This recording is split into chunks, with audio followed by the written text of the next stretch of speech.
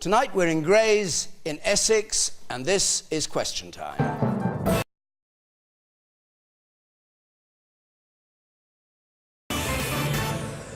Welcome to you at home, welcome to our audience here, and of course to our panel. Tonight, the Conservative Health Secretary Jeremy Hunt, the Labour MP running for the leadership of his party from the left, Jeremy Corbyn, the senior editor of The Economist, Anne McElvoy, the comedian Shappi Khorsandi, and the author and Spectator contributor Douglas Murray.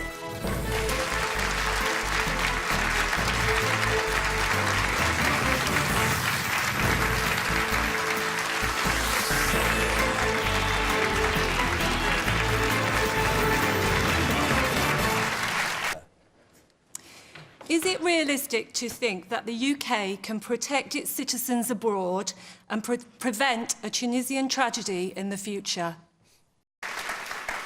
Douglas Murray, is it realistic to think the UK can protect its citizens abroad? No, but we can't protect British citizens. The British government and security services can't protect British citizens all the time. They can do as much as they can at home and abroad, and I think they've got the capabilities they need to do that. But, you know, the nature of terrorism is that it chooses targets in such a way that it tends to choose weak targets.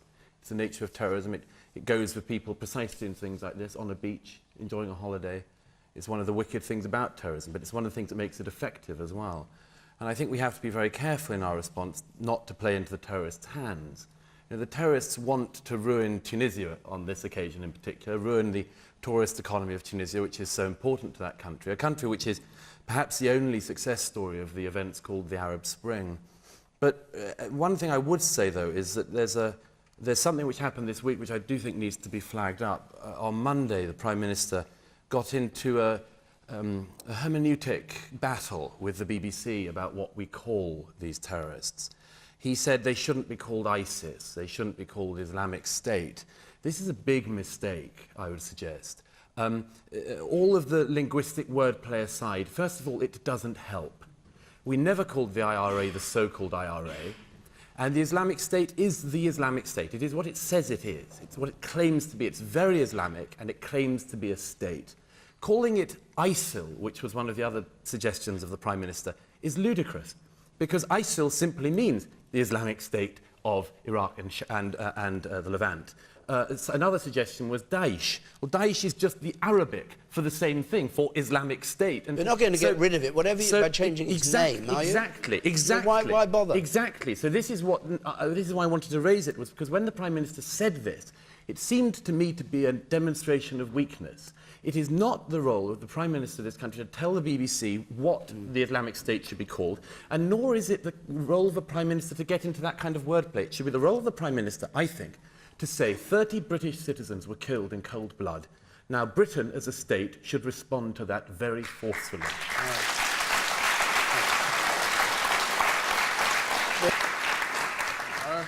I think they are a state. I think they're very well funded. I think they're very well armed. And I think we do need to bomb them. We cause some of the problems, I agree. But we still need to bomb them. We need to fight back. And we need to do something. Where do those arms come from? It doesn't matter where it came from. What does it matter where it comes from? It's there. It's there. And given the chance, they would happily walk across and do it here. Happily. And they will sacrifice themselves. As far as the guy in Tunisia fought, he's now in paradise. He would have completely, 100% believed that he would die a martyr and is off to paradise. That's ridiculous to me. It's ridiculous to the audience. But that guy would be happy in the knowledge that he's going to be shot. He wasn't hiding. He didn't run in, try and shoot someone, run away. He went in, happily strolled about shooting people. It's a disgrace that we're not doing more. We should be fighting them on the ground. We should do all we can to eradicate this group. It's crazy. A couple of quick points. First of all, this kind of action predates our recent interventions in the region. In 1996, something very similar to what happened the other day happened at Luxor in Egypt, where a group of Swiss tourists were massacred and beheaded at the sites there. That was before 9/11, before Afghanistan and Iraq. That needs to be said. Secondly, we did not intervene in Syria.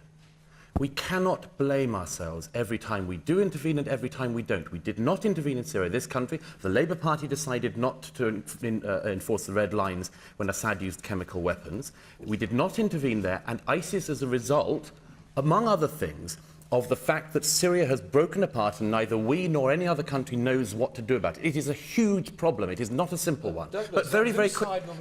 Very quickly. Look, there was no decent plan in Syria at that point. This is why it was not an appropriate thing to do. But look, let's just get back to the point on this. The fact is that there is no border now between Syria and Iraq. There is something ludicrous about forces from the region and outside the region bombing an ISIS camp when it is on the Iraqi side of the border, but not when it's on the Syrian side of the border. That point. Jeremy, we're past that date now. You, sir. To be able to properly combat Daesh, should we really be considering putting boots on the ground and working in an international coalition with people like Saudis, the Turkish, to properly get them, and probably even working with Bashar al-Assad to try and get rid of these people who... Would you like to answer that? Would you like to see that? Very quickly. What we would have to do before that is to decide what as a nation we wished to achieve in the region. There are a whole set of things.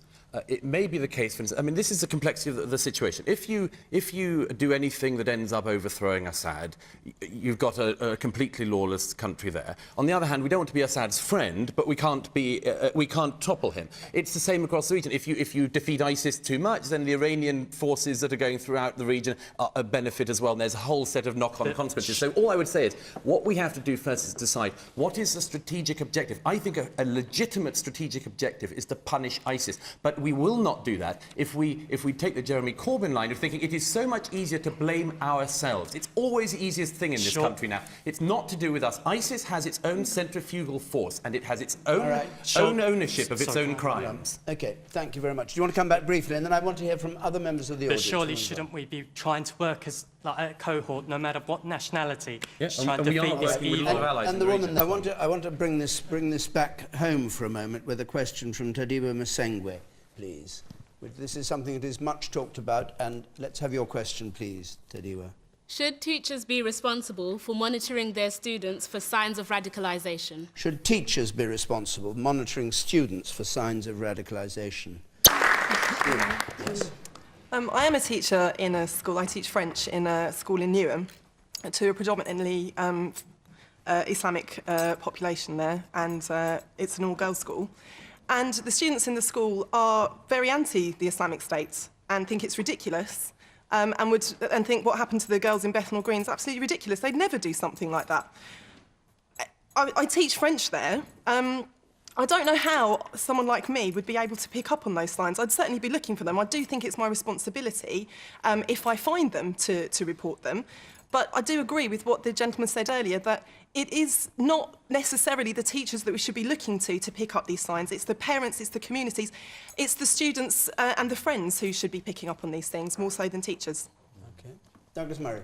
I mean, just quickly, to say a word of praise, as it were, for the government. What they're trying to do at the moment is to find a comprehensive strategy that goes across all government departments. This hasn't existed in recent years. It didn't exist under the last government or the one before that. And what they're trying to do is to plug those loopholes, as it were, where there are areas of the state that have been totally given up their responsibility in this regard. You know, they've got criteria in relation to Ofcom and foreign language stations that broadcast into the UK with extremist material. They've got tightening up of the Charity Commission to make sure that extremists don't use British charities, and so on. So this is part of a comprehensive strategy, which the teaching element is just one bit of. And really it is to say, just like everybody else in society, as Jeremy Hunt says, to take responsibility where you see it. Now, the Bethnal Green schoolgirls case, among others, shows it is a real concern. I agree with the gentleman here. I mean, there is something... We are demanding everything and nothing to an extent. People expect, for instance, the police to know if a girl is likely to go to Syria, whereas they don't expect the man who, you know, the father who sleeps in the next door bedroom necessarily to know. So it is an extremely complex situation, but I think there is a minimum that teachers could do, and I think in many cases will. But just very quickly on this issue of what Nicky Morgan raised, I find this very problematic, I have to say. Saying, you know, what we have to do here is to talk about what British values are. And we have to be very clear about what they are. And I think that saying, for instance, that homosexuality... I mean, Nicky Morgan, I remember a few years ago when I was writing pieces in support of gay marriage, Nicky Morgan didn't support gay marriage at the time. But, you know, these things have moved very fast, and I worry that what is happening at the moment is that in an attempt to pin down what Britishness is, we're putting it on very wide but very shallow ground. You know, Britishness is about more than just some of the things that are coming up. It is about a history. It is about how we got here. It is about the fact that this is unique and, or at least very rare in human history, to have this kind of tolerance and diversity and to make it work. Thank you, Douglas. I'll take one more point from the person who asked the question in the first place, Tadiwa. What's your view of what you've heard? And then we must, I think, move on because we're halfway through question time tonight. Yes. I don't really agree that it's the teacher's responsibility to monitor children. For example, at my school, they have monitoring kind of software on the computers. And when I'll be trying to look at articles about what is going on in these countries, like if, for instance, the word ISIS or Boko Haram comes up, the computer will shut down and I won't be able to access my computer for an hour. And it's not like I'm being radicalized. I think what we need to do is actually talk to the students and have these discussions in lessons like PSHE so that you can actually tackle the ideologies that are causing the problems in the first place. So you're a teacher? No, I'm a student. You're a student? Yes. And your computer's closed down if you put those words in? Yeah, if I click on an article, say in the Telegraph or something, and it has the word Boko Haram or ISIS, my computer will close down. Extraordinary. Well, so where's the academic freedom there? Yes. On that, and then I come to you, Douglas, brief. We've got under 10 minutes left, and I want to come to this question from Lyle Jones, please. Lyle Jones. Why does it matter to us if Greece vote yes or no on Sunday? What does it matter to us if Greece votes yes or no on Sunday? Jeremy Corbyn, you start on this. It matters a great deal to us and to the people of Greece. At the moment, there is 50% youth unemployment in Greece. Half the children almost are living in desperate poverty. The European Central Bank is demanding that further austerity take place, further cuts take place, further privatisation take place. And the Greek government has been forced into a corner and hence has called the referendum on Sunday, and it's a Hobson's choice. Either they accept the European Central Bank deal, which is yet more cuts, yet more austerity, or they support their government, which says that if you vote no, you will give us a mandate to go back and try and negotiate. And it's very interesting. I never thought I'd find a day when I found myself in agreement with the International Monetary Fund, when they come along today and say the debt that Greece has loaded upon itself, or it's been loaded upon it by those that have made a lot of money out of loaning to it, is unpayable, and there has to be a restructuring programme over a much longer period to allow the Greek economy to recover. But Lyle's question was, does it matter to us? Yes, it does. You've said why it matters to Greece, but why does it matter to us? Well, it matters to us quite a lot, because if the Greek people are going to be forced through this austerity and the European Central Bank achieves that, it can do the same to anyone else in Europe. Now, I realise we're not in the Eurozone, but what happens in the Eurozone does have an effect. If in return, instead, Greece returns to a developing economy, returns to a growth economy, returns to a higher employment economy, that is beneficial for us and everybody else in Europe, including the very large Greek diaspora that live in this country. Right. And I think we should stand with the people of Greece. Those poor people, those unemployed young people, those children living in poverty did not crash the economy, did not get involved in reckless borrowing or lending. They are victims of it. It's a banking system that needs to be looked at, not the poverty of the people. Douglas Murray. Well, you know, you don't have to be an economist to know one of the most crucial lessons of economics or of politics, which is things that cannot go on won't. And Greece in recent years has been an attempt to buck that law. Of course we feel sorry for the people of Greece now. Of course we do. But feeling sorry for people doesn't mean you can absolve them of the responsibilities for why they've got there. Where were the people who are on the streets today queuing a few years back when they were getting 14 months a year of salary?